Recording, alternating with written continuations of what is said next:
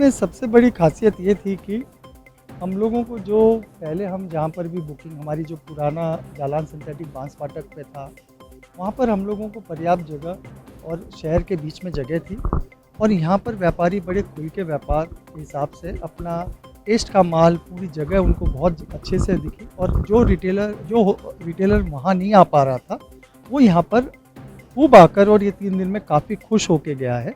Variety, range क्योंकि वहाँ display नहीं हो पाता था, यहाँ उनको पूरा डिस्प्ले हम कर पाए। मैं 1990 से परचेज़ कर रहा हूँ, 2021 से। ये मेरा 31वां साल है। व्यापार देखिए, हम लोग भी बहुत मायूस थे जब कोरोना काल था। मार्च और अप्रैल की सेल हमारी मिस भी हुई। वो मेन ईद की सेल और लगन की सेल थी। लेकिन अक्टूबर से सितंबर एंड से अक्टूबर से रिटेल व्यापार में बहुत अच्छा फ्लो आया और उससे एक नया उत्साह और ऊर्जा आई सब रिटेलर में भी आया और होलसेलरों में भी आया और इसी तरह से मैन्युफैक्चरों में भी आया।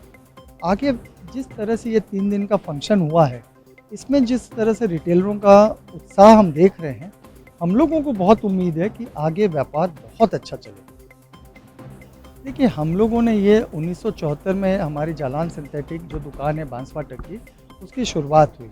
उस समय जब हम लोगों ने ये बसंत पंचमी की क्योंकि दुकान का ओपनिंग हुआ था, उस तरह से हमने ये बसंत पंचमी का आयोजन किया। हमारा बहुत ही उस समय भाई जी का जो केशव भैया के पिताजी हैं दीनदयाल जी, जो इस दुकान के नींव जड़ जो आप बोलिए, और उसके बाद केशव भैया, किशन भाई साहब, सबका बहुत क्लियर था कि कभी भी हमने ये स्कीम जो दी उसका कभी भी मतलब रिटेलर को जो हम कपड़ा देते थे वो पूरा फ्रेश देते थे और वो जो स्कीम में कपड़ा लेके जाता था कहीं भी उसको मिसयूज़ नहीं होता था और वो कपड़े को वो वहाँ ले जाकर कमाता था और अच्छे फ्रेश कपड़े पे देते थे।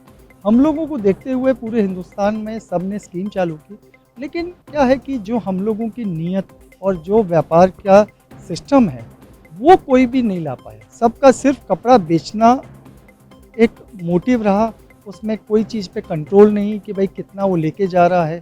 आखिर में देखिए, व्यापार में कोई भी चीज़ अगर हम एक अति करने की कोशिश करेंगे तो वो दुख तो देगा ही देगा।